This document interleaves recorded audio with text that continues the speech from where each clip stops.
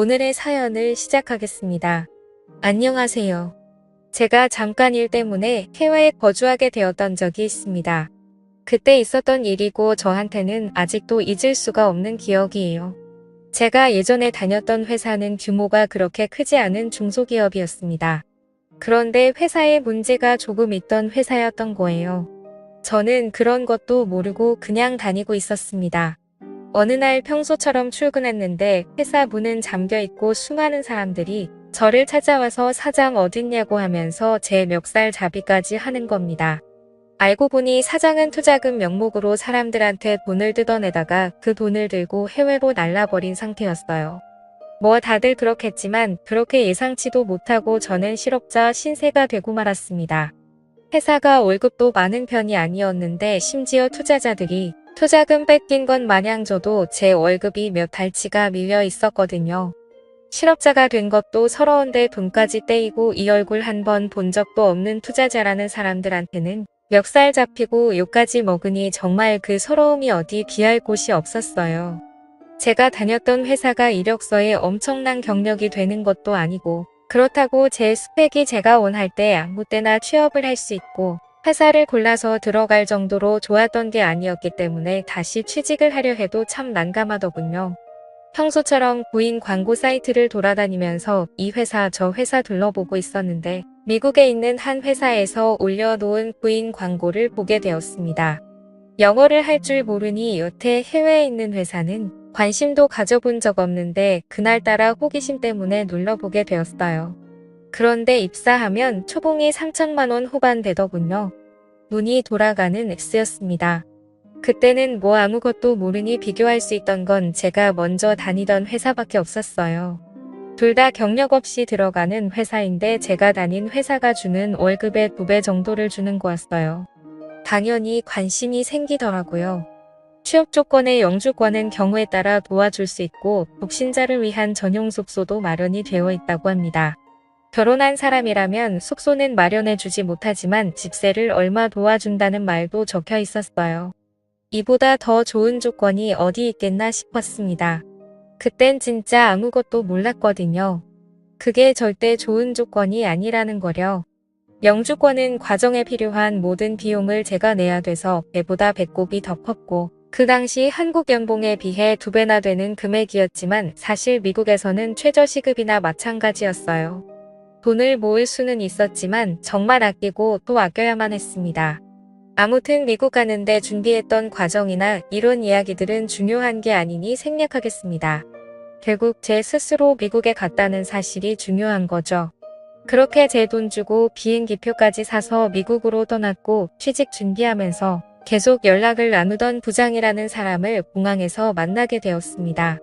차 안에서 이런저런 이야기를 하는데 제일 궁금했던 게 저는 영어를 한마디도 못하는데 미국에 취업을 할 수가 있느냐 물었고 그 부장이라는 사람은 같은 나라 사람끼리 좋은 게 좋은 거 아니겠냐고 하면서 이 직장이 평생 직장을 해도 될 정도로 좋은 곳이라고 하면서 저에게 잘 왔다고 하더라고요. 사장님도 한국 분이시고 한국인들이 운영하는 회사니 어려울 거 없을 거라고 하면서요. 지금 생각해보면 다 한통속이라서 치가 떨리긴 하지만 결과적으로는 미국에서 그 여자를 만나게 되었으니 좋은 점도 안 좋은 점도 둘 다 있었던 것 같습니다. 저렇게 사람 좋은 척 하는 건 대표가 도망간 전에 다니던 회사에서도 비슷하게 들었던 말이기 때문에 하나도 믿지도 않았어요. 하지만 어쨌든 저는 당장 돈도 필요하고 이미 바다 건너 미국까지 왔으니 무슨 일이든 열심히 해봐야겠다는 생각이었어요. 숙소도 제공해주고 하는데 한 3년만 고생하면 1억 근처는 모으지 않겠나 하는 생각으로 열심히 해보기로 했습니다. 물론 당했던 게 있어서 그 말을 100% 믿고 있던 건 아니지만 저금이 어느 정도 있으면 좋겠다라는 생각을 한 적이 있었어요. 그래서 그런지 숙소까지 제공해주겠다 정말 식비 제외하고는 따로 돈 들 일도 없을 것 같은데 23년만 놔주고 수하고 거기서 돈이나 열심히 모으면 1억 정도는 모아오겠지라는 생각에 열심히 해보기로 했습니다. 첫날 출근을 했는데 뭐 그래도 나름 사무실도 갖춰놓고 제대로 된 회사인 것 같더라고요. 직원들 전부가 다 미국에 거주하는 교민들처럼 보였고 부장이라는 사람이 말한 대로 저 말고도 다른 몇몇은 영어를 전혀 할 줄 모르는 사람들이 있었습니다. 그런데 그중 한 명이 격리 일을 하고 있는 여자였어요. 저보다 살짝 나이가 많아 보이긴 했는데 그렇다고 엄청 많은 게 아니고 제 또래 정도 돼 보였습니다. 그런데 또 우스운 것이 그 작은 집단에서도 편가르기를 하겠다고 그 회사 안에서도 영어를 할 줄 아는 사람들과 못하는 사람들끼리 파벌이 나누어진 상태더라고요. 영어를 배워야겠다는 열망도 그다지 없던 편이라서 저는 자연스럽게 영어를 못하는 사람들 그룹과 어울리기 시작했고 그 격리 일을 하고 있다던 여자와도 자연스럽게 친해지게 되었습니다. 그때 대화를 주고받으며 그녀가 저보다 4살이 많은 36살 여자라는 걸 알게 되었습니다. 아이 2명을 키우고 있는 애엄마였고 남편은 한국에서 일하면서 돈을 보내주고 있다네요. 자식 교육 때문에 왔다고 들었는데 그 당시에 환율이 한 번 엄청 올랐던 적이 있어요. 그때 남편이 송금하기 힘들다고 하여 하는 수 없이 그녀가 취직을 하게 되었는데 그때 취직을 한 이후로 일도 손에 맞는 것 같아서 계속하고 있다는 말을 들었습니다. 혼자 애 키우느라 고생이 많은지 매일 화장기도 하나도 없이 출근을 하고 옷은 세탁기를 돌려놓고 대충 개어 놓은 건지 구김이 심했습니다. 그래도 그런 지쳐 보이는 모양새에도 그녀의 얼굴은 봐줄만한 편이었고 애엄마라고 하기에는 군살도 하나도 없고 딱 보기 좋은 모습을 하고 있었어요. 정말 하나도 꾸미지 않고 있는데도 자연스럽게 예쁘다는 느낌을 받았습니다. 그래도 이 아줌마는 저랑은 다르게 퇴근 후에는 저녁 시간을 활용해 어학당 같은 곳을 다니면서 영어를 배우려고 했다는 겁니다. 애들 교육도 있고 하다 보니 영어가 필요한 순간이 온 것 같다는데 시간이 부족해서 그런지 영어가 많이 늘지는 않았다고 했어요. 그래도 짬이 있다고 생활에 필요한 영어 정도는 할 줄 아는 것 같았습니다. 아예 남 놓고 ABCD도 몰랐던 저보다 훨씬 잘했기 때문에 그녀가 저를 많이 도와주고는 했습니다. 아무튼 저는 일을 시작한 첫 달 동안 독신사 숙소에 같이 사는 직원과도 많이 친해져서 여기저기 놀러 다녔습니다. 그런데 놀라운 건 미국의 기러기 생활하는 아줌마들이 생각보다 엄청 많았다는 거고 그 기러기 생활하는 아줌마들이 엄청나게 쉬었다는 거예요.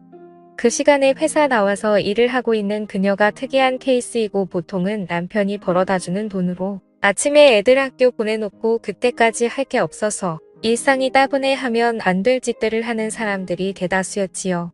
그러다 보니 솔직히 기러기 엄마들 상대하는 게 엄청 쉬웠습니다. 애 엄마들이라고 해서 다들 아줌마들이 아니고 저보다 어린 여자들도 많이 있었어요. 남편이 한국에서 벌어다주는 돈으로 저 같은 놈들한테 쓰고 있다는 게 참 애석했고 지금 생각해보면 제가 정말 남의 가정에다가 몹쓸 짓을 했다는 걸 인정하지만 그때는 남의 집 사정까지 봐줄 제가 아니었습니다.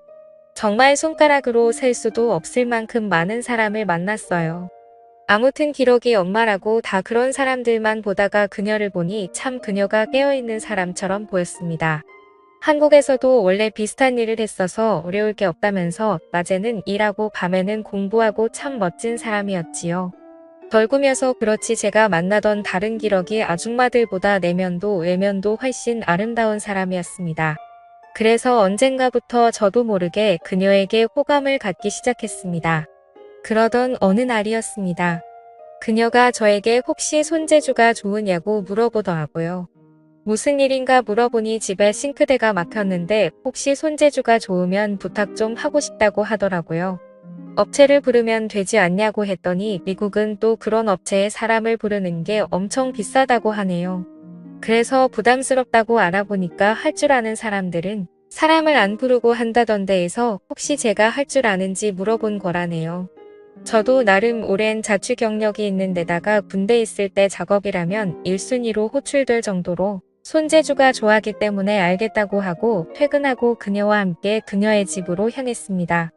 처음에는 정말 100원까지 건드려야 하나 싶어서 그냥 뚜러뻥 가지고 어떻게 해보려고 쑤셔봤는데 하수구 물이 막힌 배수관을 타고 역류를 해버렸어요. 시꺼먼 물이 마구 치솟아 올라오는데 그 비릿하고 썩은 욕한 내가 아직도 잊혀지지가 않네요. 아래를 열어서 보니 파이프가 분리하기 쉽게 되어 있어서 파이프를 대서 막힌 안쪽을 뚫으니 생각보다 쉽게 끝나버렸어요. 튀김을 하고 기름을 그냥 배수구에 부어버린 게 문제가 된 것 같더라고요. 그래도 일이 쉽게 해결돼서 다행이었습니다. 아무튼 작업을 하다가 더러운 물이 몸에 튀고 했기 때문에 그대로 집에 돌아가기는 조금 그렇더라고요. 그래서 그녀한테 미안하지만 씻고 갈 수 있겠냐고 물어봤습니다. 그녀도 당연히 그렇게 하라면서 흔쾌히 허락을 해줬고요. 저녁을 준비해 줄 테니 아예 식사까지 하고 가라고 저를 배려해 주더라고요. 샤워를 하고 있는데 문득 애들이 같이 있기는 하지만 남편 없이 여자 혼자 지내는 집에서 씻고 있다는 생각을 하니까 기분이 조금 묘해졌습니다. 여태껏 동네에 있는 다른 기러기 엄마들을 상대할 때랑은 전혀 다른 기분이었어요. 다른 기러기 엄마들을 만날 때는 서로가 같은 목적을 가지고 만난 것인데 이 여자는 다른 이유 때문에 저를 집에 불렀던 거잖아요. 저도 그때쯤 그냥 하루만 만나는 짧은 인연이 필요한 게 아니라 정신적으로 공감대를 공유하는 그런 연애에 목이 마르던 시기였거든요.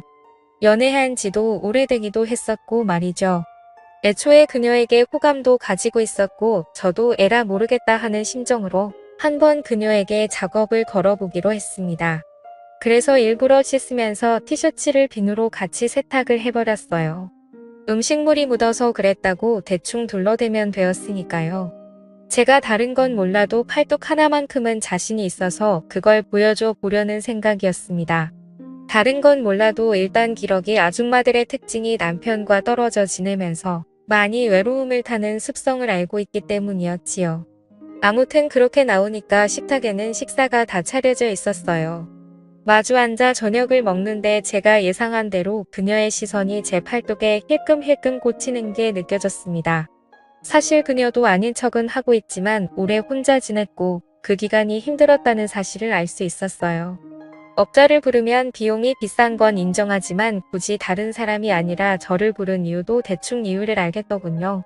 아무튼 아줌마 혼자 애 키우면서 살아가다 보니 지치기도 했고 응당 남편이 해줘야 할 집안일을 대신 도와주는 제가 생겼으니 그런 것도 좋았나 봅니다.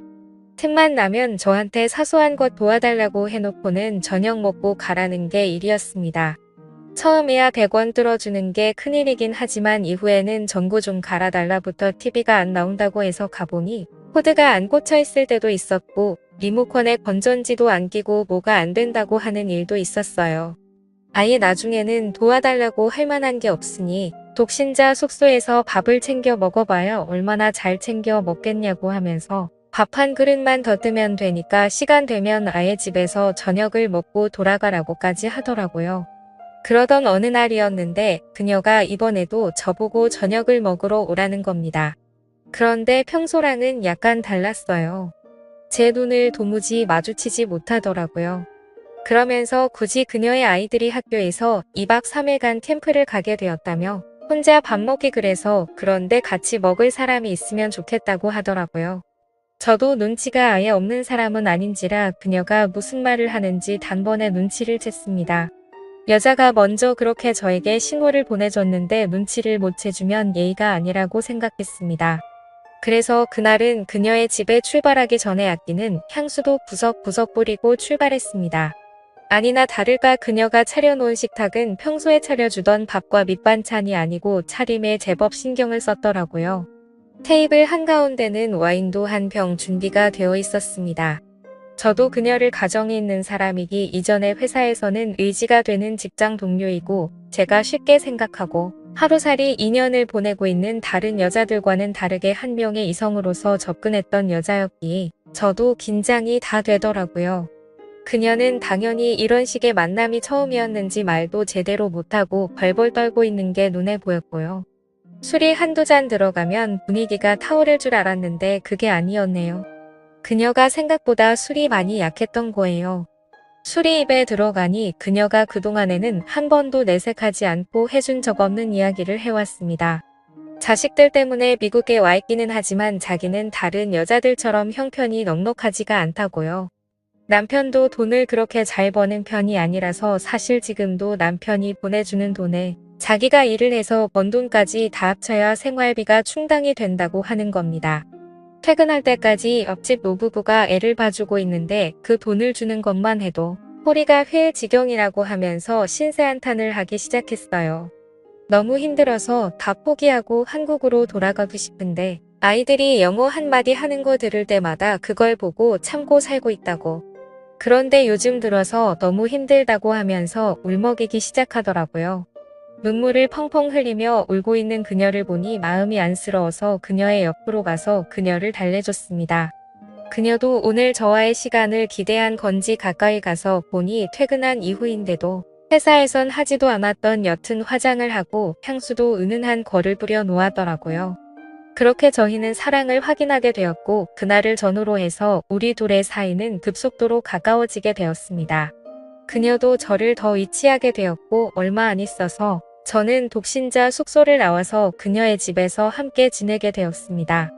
그녀의 남편에게는 미국에서 생활비가 모자라서 직장 동료인 저에게 월세를 일부 받으며 같이 지내게 되었다는 이야기를 해줬습니다. 그녀의 남편이 그래도 남자가 같이 사는 건 조금 그렇지 않냐고 부담스러워했지만 그녀가 돈이 모자라서 그러는데 어떻게 하냐고 지금 나 의심하는 거냐고 하면서 강하게 나가니 남편도 더 캐묻지는 못하더라고요. 나중에 가서는 아이들도 아버지의 자리가 필요했는지 저를 삼촌이라고 부르면서 잘 따라뒀습니다.